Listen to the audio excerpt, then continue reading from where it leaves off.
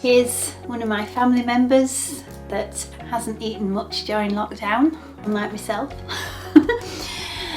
Today we're going to do about the shoulders and their wonderful range of motion that they possess. We're going to try and strengthen them in as many different ranges as we can. But also be aware that we spend quite a lot of our day now with our arms in front, so we're sort of in this very strange box where the arms just come forwards all the time, which is an internal rotation of the shoulders. So we need to explore the opposite direction, which is external rotation. We also want to make sure that we can elevate and depress the shoulders and protract and retract the shoulders. So we're going to do as many different movements that engage these lovely motions that require us to feel comfortable in our bodies. Now my skeleton's just showing you that everything's attached, so if we can use our arms in different ways, not just in front or to the side, we actually can go up and slightly behind as well.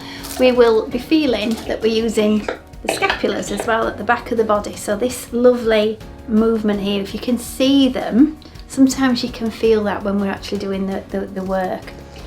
So when the arms move up and down, that's going to affect what's going on around the scapular area as well. I think I've broken his arm. We won't be doing that in class, by the way. So when we're doing some of the poses today and some of the movements, be aware of that part of the body at the back actually moving, not just the hands and the wrists. And we shall begin. So just push my little friend aside.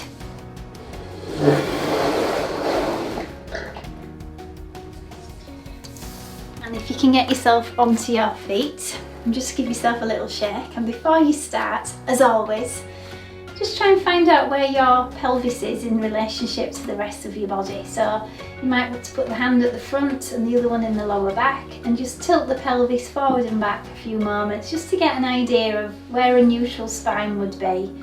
So if we've got his pelvis out in front, we can't lift his toes, we'll find it quite difficult to support the weight above. So getting the base correct here, the pelvis in neutral, will help. Just straighten your knees a little bit and just try and lift your toes so that you can feel the weight in the back of the body. And then we can do either the simple shoulders forward, up, back and down to start with. And you want to make that movement bigger as it feels more comfortable. You can maybe put the fingertips on the top of the shoulders and do the circle action as well, which is lovely. And do the reverse as well, and just be aware of this magical range of motion that the shoulders get into.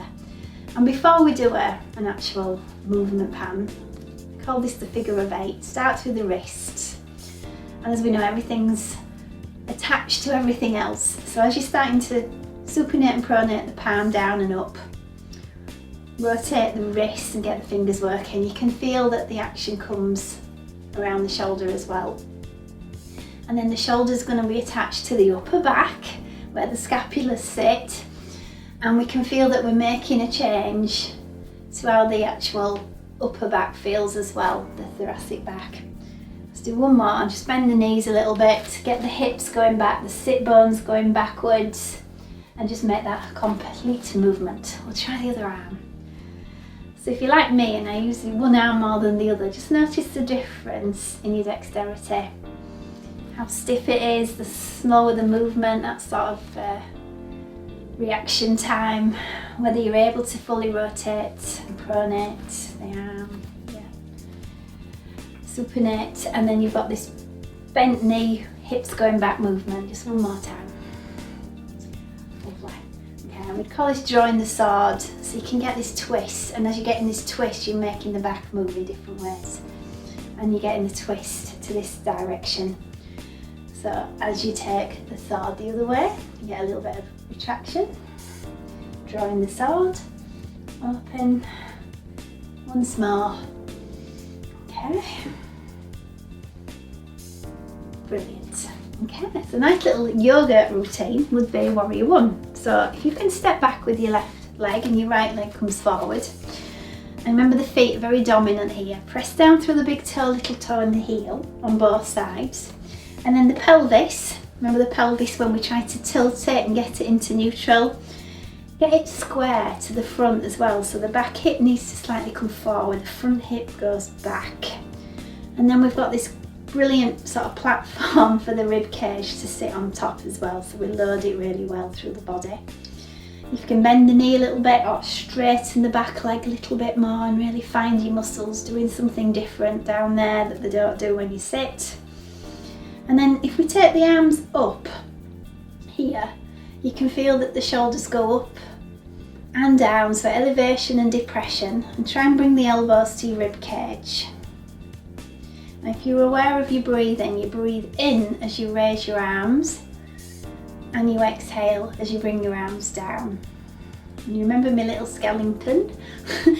Imagine the scapulas at the back, moving up the body and moving down the body, changing the shape of the spine as I do so as well. So getting a nice soft flattening effect here. Okay, so a couple of those. And then I want you to keep out wide here. So notice how tense or tight that movement is. And you're going to try and push some stones away, something, push it away, push it away, push it away. And then you turn your palms upwards, your thumbs go external rotation. You bring everything back, elbows go behind you. And you exhale again. So you might bend your knee as you push away. And you may straighten the knee a little bit as you come back. But remember what's going on behind you, otherwise we're wasting this time with this movement. So really engage them scapulas behind you. Feel them doing some work. Turn your palms upwards, feel the scapulas work and pull backwards into that movement.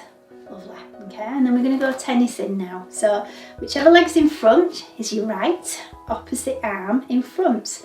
So you could hold a wall here, but we're doing this to keep square. So the back leg, you're going to try and make sure that just draws forward a little bit and the front hip draws back.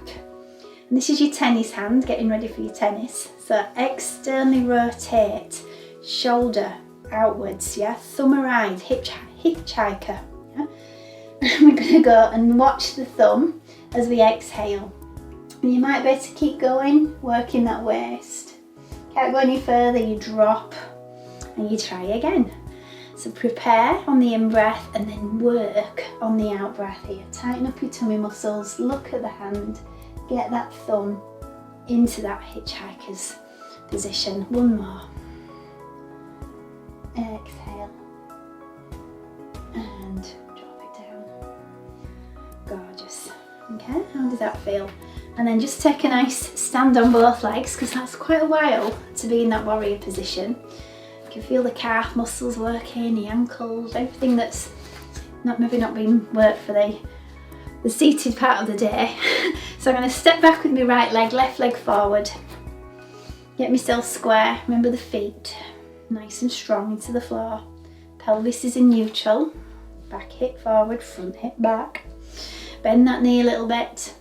Where's the pelvis? Can you tilt it into a better position? Feel something else work here, the hip flexors. And I'm going to go up the side, yes? I want the shoulders to lift. Imagine them actually lifting away up here. And then I'm bringing that weight down with me. Elbows to the rib cage. Exhale. Inhale, reach up. Lengthen, change the shape of the spine. Feel the shoulders coming up and down. A long time ago we used to be swinging from trees and climbing rocks, and we're not as athletic as we used to be, so these movements here just mimic the movements that we no longer make a little bit. And then again you're pushing that rock away. Push, push, push and pull. Pull in action. Make sure we don't lose that action. Pull things towards us. Push things away. Really stretch the calf as well. And get some lovely movement in the wrist, so you've got this medial nerve stretch as well. Get the fingers spread. Last one. Okay, we're ready for tennis.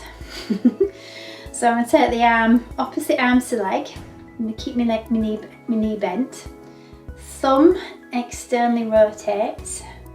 And you're looking at it, you're looking at it, you're looking at it. and then you drop it down as you breathe in. So tense up your waist muscles, look to the thumb, and make sure that you don't overdo this. Any different between your left and right arm? Can you feel that you need to do one more? I'm doing one more. This side I don't feel quite as happy.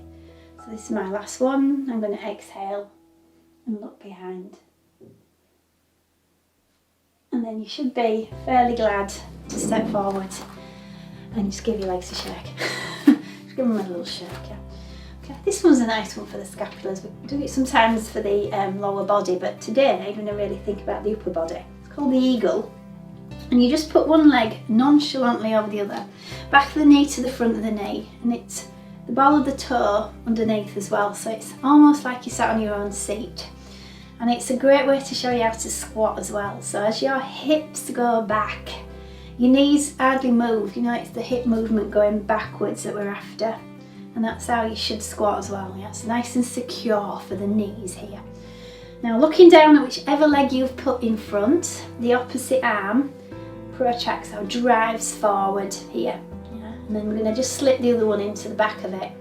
So if that's enough, that might be all you do. So it looks equal, cross, cross. Or you could just, you know, give yourself a nice little hug. Just hold yourself here. If you're able to palms together, just acts like a little bit more of a binding action there. You could go up and down, or you could go side to side. You see how I'm trying to drive the rib cage into a different movement now. Yeah, so rotate. Lower body can't move, upper body can move. Lovely. Yeah. In breath, out breath. In breath, out breath. Just a couple of those. Open wide. Kiss back. And have a rest. Okay, let's try the other leg. So we've got back leg, front leg, toe down, hips back. Yeah, nice and secure for the knees. Feels really solid down there, yeah? Looking down at which leg's in front, just in case you've forgotten. Opposite arm, outside, inside. You could cross, you could hug, yeah. You could bind, you could move. Slightly different on this side though, isn't it? Yeah. Lift on the in-breath, lower on the out-breath. Side to side motion from the upper body, not the lower body. In breath, out breath. Scapula's moving around as well, which is what we're after. Nice one. Yeah, don't forget this one. Open chest, getting better, getting easier. Thumbs on the outside, 90 degrees. Okay.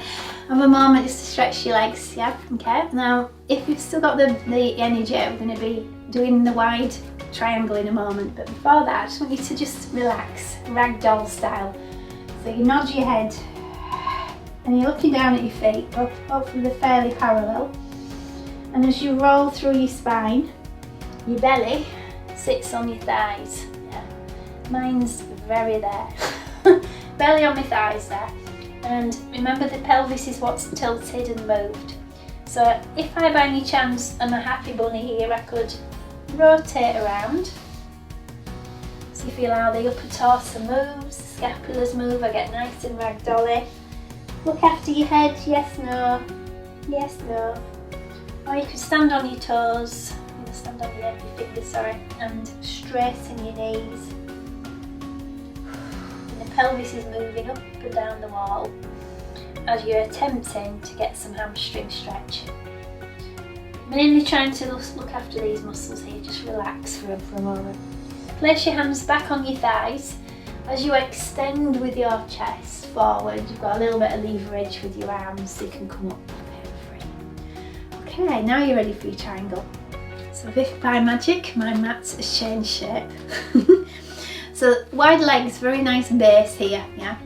Now we're going to be doing a side bend in a moment, so I just want you just to relax or prepare the muscles that allow you to side bend properly. So we're just going to glide from side to side. And just let the arms just be nice and soft. Imagine you're being pulled from one side to another. Just do that as many times as you can. Keep it moving though, you're not stretching it. Yeah, just keep it moving, keep it moving, keep it moving. Yeah, feels good. So gliding the ribs, okay? And then we're going to try and do our triangle like I said. So choose the leg, right, I'm doing right leg 90, left 15.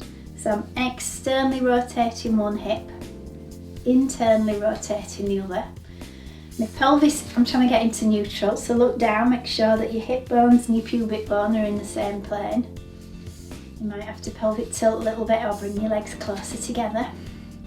Now this lovely shoulder angle is balanced at the top, you know. So I'm going to take the palms upwards, so my thumbs are like my hitchhiker. And you should, if you do that a couple more times, visualise my skeleton again. And think of the shoulder blades at the back, you know, the scapulars working, not just your wrists. So once you can feel it there, hold it for a moment and then just turn your palms down. So there should be no change going on at the back of your body, whatever you did with your hands. Yeah, a lot of people use the hands and think that's what's making the shoulders work. Yeah, so bring your body mind into the shoulders. Then you've got your triangle palms forward. So like I said, this may be a bit dominant for somebody just to go straight over and it may be uncomfortable. So, because I can't see what you're up to, maybe add that glide first. And then from there you can maybe side bend. Now if the side bend don't feel good, you take out the weight, your hand, as you're going into your triangle. Now in order to work the scapulars a little bit more, there's this fabulous movement while you're in the triangle where you reach and extend, and you can bring the palm downwards and see if you can follow it with your eyes. And then the arm goes back, it's like a full range of motion here, behind your body. You look down at the earth and the back of the arm is towards your body now, so your palm is towards, away from you. Yeah, so do a breath in here. And then we exhale. So you may want to do that, you know, a couple of times and see how well that shoulder moves. Soften your knee to come out of it, and we'll compare it on the other side. So let's do the left side. Let's get the squareness back into the hips a little bit. And then we take the arms out like a warrior two to start with. I'm going to take my palms upwards, feel that movement in the shoulders, like a lovely rotation, palms upwards. Keep it there, turn your palms down. Keep them fixed, keep them fixed. Turn the palms up, even more so. Turn your palms down, so not losing that power in the shoulder blades. Let's show off. Triangle hands, palms towards the front. And then we do the rib cage glide for anyone who's got, you know, not 100% sure of the back. And then a side bend here. And if you feel it's too much, take out the arm. Just take a nice walk down the inner thigh. Okay. So for anyone who's in the triangle and still smiling, as you breathe in, see how far you can take that arm, palm down. And then bring the arm back behind you. Look down at the floor, use your neck muscles. Remember how the arms are connected to the neck. Reach. And looking down, remember the arms and the spine. Last one, breathing in. And this lovely exhalation, looking down at the foot. Brilliant. And then as soon as we've got the legs wide, we won't waste this one. We'll do the hips coming back. And we might just rest our hands on our thighs for a second, maybe put the hands on the floor or stay here. Yeah, so you could use your shoulders. See, I'm using my shoulders, pushing my elbow into my ribs, just challenging that scapular motion there. Or I could go into the hips a little bit more, or just walking my arms out of its comfort zone. So walking, yeah, a little bit further around. Putting the arm behind the back. But again, we have our arms in front of us a lot through the day, so make sure that you're aware of changing the shape of everything. Now while you're down here, if you're able to walk into the down facing dog, I'm just switching round here. Once you've sort of got your shoulders in a little bit better place, it may be good to do some strength work. I would always wait to the end of the class, near the end of the class, to do a lot of strength work on the shoulders, make sure they're nice and mobile. So if that isn't for you, just drop down to your knees. Just do a little bit more preparation, so you've got some lovely forward, up, back and down movements in the shoulders. Forward, up, back and down in the shoulders. Or you could take the arm forward, side and back. Forward, up, side and back. Just to make sure that that range is good.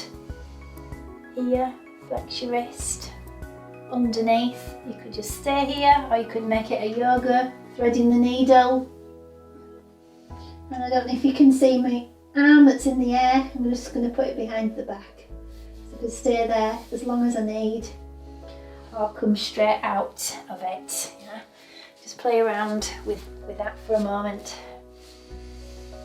I'm just going to do the other side for anyone who's still underneath. You can see better from this angle possibly. Come underneath.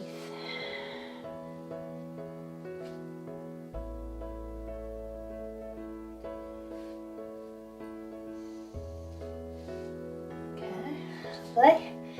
And then you may want to rest your heels on your bum. And as you can see, thumbs are pointing inward, so it's just like having your arms in front all day long. So turn your palms outwards, let the connective tissue release. Put your hand on top of the other hand, help it. If that feels ever so lovely, you just walk your knees back and you give yourself a little bit more stretch here.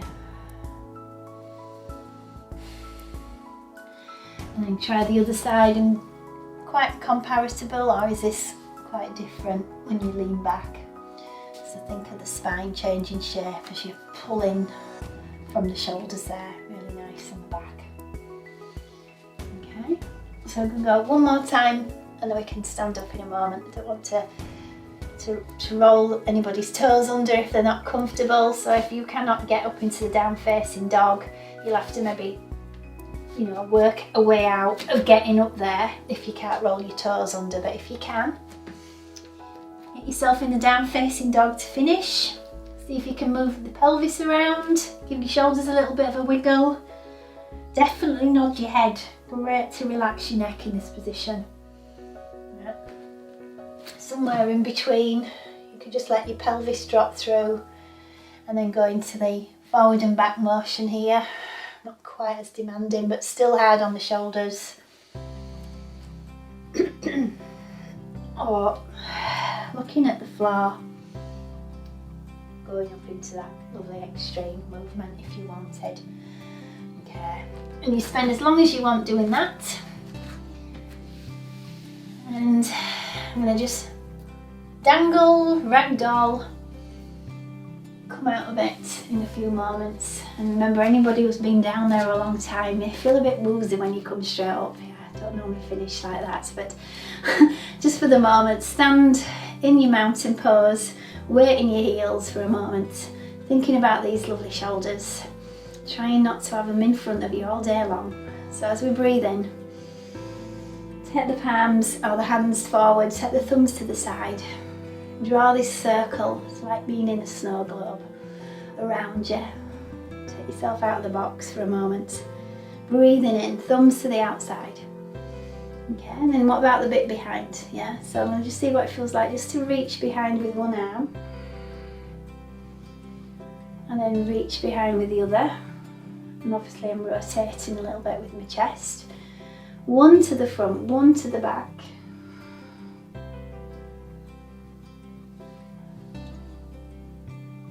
One to the front, one to the back. Just have a play with that for a moment, just so that you start experiencing that little bit of air behind you. And then there's this lovely space at the floor as well, so I'm going to go back with the hips, sacrum moves backwards, fondle the floor, breath in, and then just finish with the hands together. Nice one for the wrist, this one. If that's great, stick with that. Try it with the back of the hands touching. Yeah, try and get your thumbs together and just create that almost additional stretch in the back of the body. Oh, this one's quite nice. Palms together. If you've got any shoulder problems, you could just dangle them down there, you know, just let the weight of the arms feel heavy there. Or start to take them up on a daily basis, to the point where, if you can see me from the side, keeping my chin tuck and taking my arms behind my head.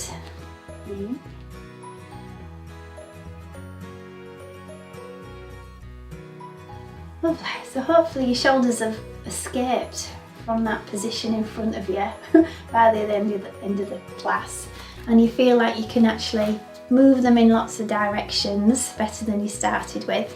So I just want you just to say goodbye to my friend before we leave. So thank you for joining me. Look after yourself, and I'll just give you a little wave.